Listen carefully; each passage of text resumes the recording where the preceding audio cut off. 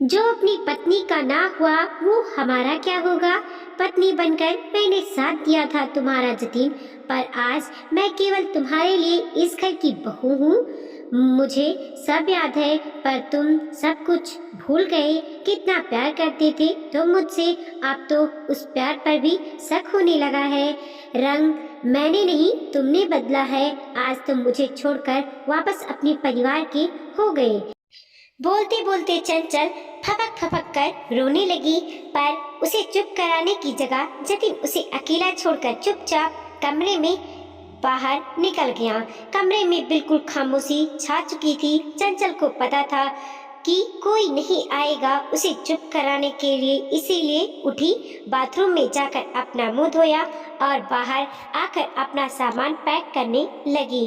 अपना सामान लेकर घर के बाहर निकली, पर बाहर घर के सारे सदस्य बैठे थे।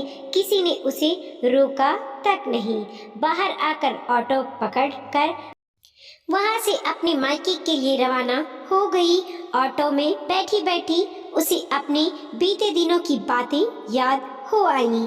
जब शादी होकर जतिन की दुल्हन बन इस घर में आई थी, जतिन के परिवार में उसके माता पिता, बड़े भाई भाभी और एक छोटी बहन थी। शुरुआती दौर काफी अच्छा बीता था, पर असल समस्या शुरू हुई थी जतिन की नौकरी छूट जाने के बाद। छोटे छोटे खर्चे के लिए चंचल और जतिन को 10 बातें सुना दी जाती थीं, पर फिर भी दोनों पति पत्नी चुप रहते थे। कई बार तो दोनों अपनी इच्छाओं को मार कर मन महसूस कर रह जाते थे। चंचल की स्थिति तो घर में नौकरानी की सी हो गई थी, क्योंकि अधिकतर खर्चा अब भैया भाभी करते थे। इसीलिए सास ससुर भी बड़े भैया भाभी की ही सुनते थे। एक दो बार जतिन ने अपने माता पिता से मदद भी मांगी। फिर नौकरी तो आसानी से मिल नहीं रही। वह नया बिजनेस शुरू करना चाहता है, पर माता पिता ने किसी भी मदद के लिए साफ मना कर दिया। ऐसा नहीं था कि उनके पास पैसे नहीं थे, पैसे थे, पर जतिन और चंचल के लिए नहीं। जब जतिन के पापा ने अपने गांव की प्रॉपर्टी बेची थी, तब भी जतिन ने कहा था, लेकिन पापा ने बड़े भाई को प्लॉट खरीदने में मदद कर दी। छोटी बहन की शादी के लिए खर्चा रख लिया, पर जतिन को खर्चा देने से साफ इनकार कर दिया। तेरा क्या भरोसा, तू कुछ करता तो है नहीं, तू पैसे डुबा देगा, तुझे कोई पैसे का तो मोल नहीं है। जब जतिन ने अपनी माँ से कहा तो माँ ने भी पिताजी की बात का सपोर्ट किया। पर आप मुझ पर विश्वास तो कीजिए, मैं सचमुच अपने पैरों पर खड़ा हो जाऊंगा, और जैसे ही बिजनेस सेट हो जाएगा मैं आपके पैसे भी चुका दूंगा। जतिन एक तरह से गिड़गिड़ाता हुआ बोला, ना बाबा ना, मुझे तो बिल्कुल भी भरोसा नहीं है।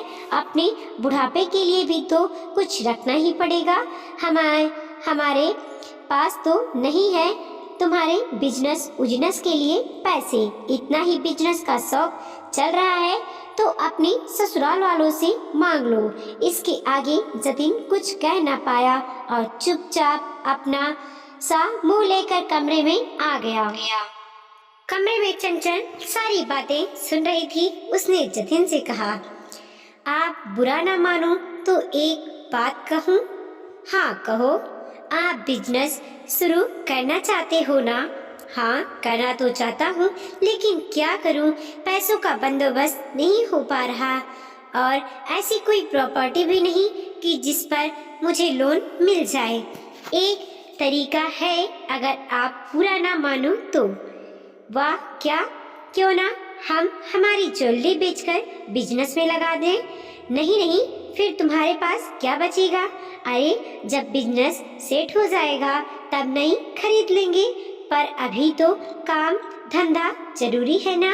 हाँ यह भी सही है। जतिन को चंचल की बात जच गई। जब जतिन ने इस बारे में अपने माता पिता से बात की तो गुस्सा होते हुए जवाब दिया पिताजी ने। जो ज्वेलरी तेरे पत्नी के पास है वह हमारी चढ़ाई हुई है। हमारे परिवार की ज्वेलरी को तो बेचने की जरूरत ही नहीं है, वो ज्वेलरी हमें दे दो। लेकिन पापा, उसे भी तो हमने चंचल को शादी में दी थी, तो वह उसका स्त्रीधन हुआ ना। काहे का स्त्रीधन? हमने अपनी जिंदगी भर की कमाई से खरीदा था, उस पर तुम्हारा कोई हक नहीं। उसे तो तुम हमें वापस कर दो। अब की बार माँ ने कहा। आपने पिता माता की बात सुन जतिन वापस अपने कमरे में आ गया। आप फिक्र मत कीजिए, मेरे माता पिता ने जो गहने दिए थे हम उसे बेचकर अपना काम धंधा शुरू कर देंगे। और आखिर ऐसा ही हुआ। चंचल ने अपने माता पिता के दिए हुए गहने बेचकर जतिन के साथ गवर्नमेंट बिजनेस की शुरुआत की, जबकि ससुराल वालों के दिए गहने ससुराल वालों ने वापस ले लिए, यह कहकर कि तुम पर भरोसा नहीं है, कहीं तुम इनको भी बेच ना दो। तो दोनों पति पत्नी मिलकर अपने बिजनेस को बढ़ाने में लग गए। चंचल दिन में घर का काम करती और फ्री समय में जाकर जतिन के साथ बिजनेस संभालती। भगवान की कृपा से दोनों का बिजनेस काफी बढ़ने लगा। जतिन की तरक्की देखकर अब माता पिता और परिवार वाले उसे भी ताज्जो देने लगे, लेकिन सिर्फ जतिन को उनके लिए चंचल की कोई खास वैल्यू नहीं थी। धीरे धीरे उसके माता पिता जतिन को चंचल के खिलाफ भड़काने लगे। यह क्या लेने आती है शॉप पर? तेरा बिजनेस है, तू ही संभाल। भला औरत का वहाँ क्या काम? औरतों को इतना सिर पर नहीं चढ़ाना चाहिए। तू तो सारा हिसाब किताब उसे बता देता है।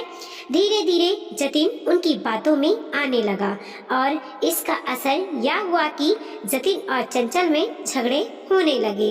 ये झगड़े कई बार बड़ी बहस का रूप ले लेते। जितना चंचल जतिन को समझाना चाहती, उतना जतिन को यह लगता कि चंचल उसके माता पिता और परिवार के खिलाफ बोल रही है। और आज यही हुआ। सुबह चंचल अपने कमरे में भी जरूरी बिल्स चेक कर रही थी, तो सास ने देख लिया और बाहर आकर जतिन को दिखाने के लिए खुद चाय बना के ले आई और कहने लगी, ले बेटा चाय पी ले, तुझे देर हो रही होगी। अरे माँ, आप क्यों बना कर ले आई हो? अभी चंचल बना देती ना। अब बेटा क्या बताऊं, हमारी तो किस्मत ही खराब है। बहू के होते हुए भी चाय खुद बनाकर लानी पड़ रही है। वैसे भी जहाँ घर में बहुएं सिर पर चढ़ जाती हैं, फिर उनसे घर का काम थोड़ी ना होता है। और यहाँ तो तूने उसे पूरी ऐसो आराम की जिंदगी दे रखी है। अपनी माँ की बात सुनकर जतिन गुस्से में कमरे में गया और चंचल से लड़ने लगा। ये क्या हरकत है? बहू के रहते भला माँ चाय बना रही है, शर्म नहीं आती तुम्हें? मुझे तो चाय के लिए किसी ने कहा भी नहीं।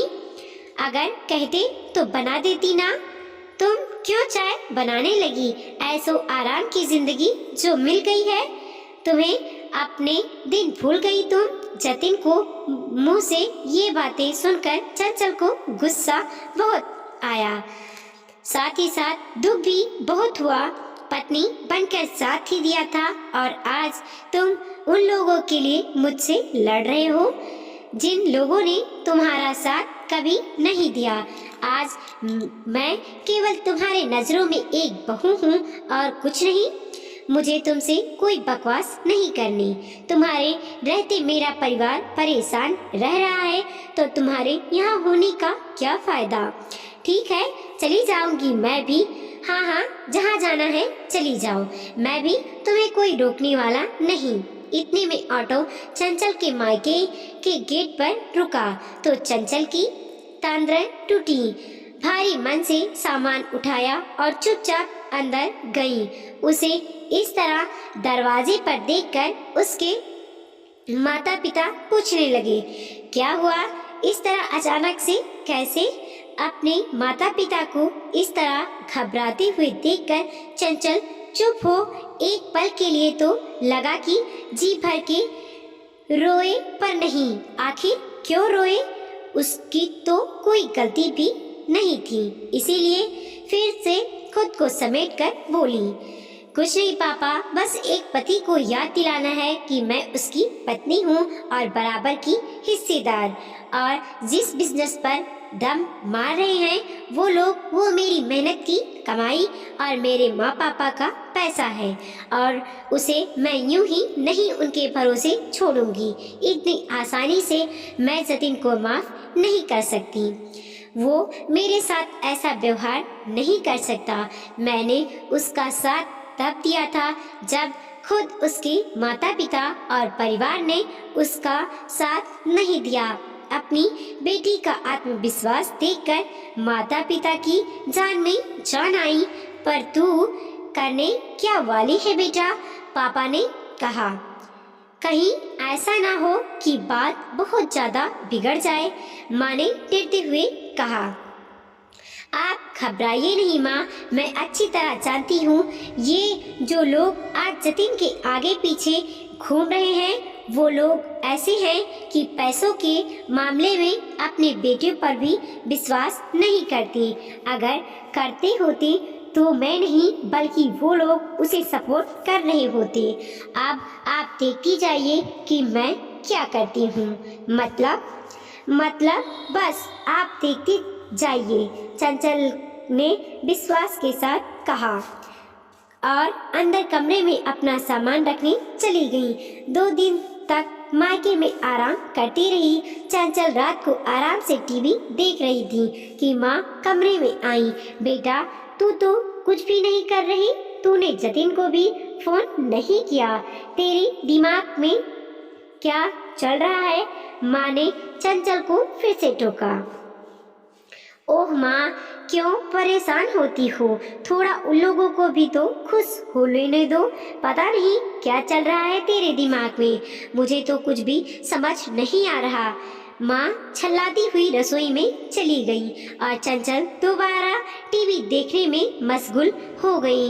दूसरे दिन चंचल उठी और नहा धोकर तैयार होकर कमरे के बाहर आई। माँ, मैं किसी जरूरी काम से बाहर जा रही हूँ, शाम तक लौट आऊंगी कहकर चंचल रवाना हो गई। माता पिता उसे देखते रह गए पर किसी ने कुछ पूछा भी नहीं। माँ तो वैसे भी डरी हुई थी पर पिता को सब कुछ पता था। वकील के पास जाकर वह बैंक गई। जब उसे पूरी तसल्ली हो गई तो वहाँ से चंचल सीधा शॉप पर पहुंची। उस शॉप पर देखकर एक पल के लिए जतिन और उसके परिवार वाले हक्के बक्के रह गए।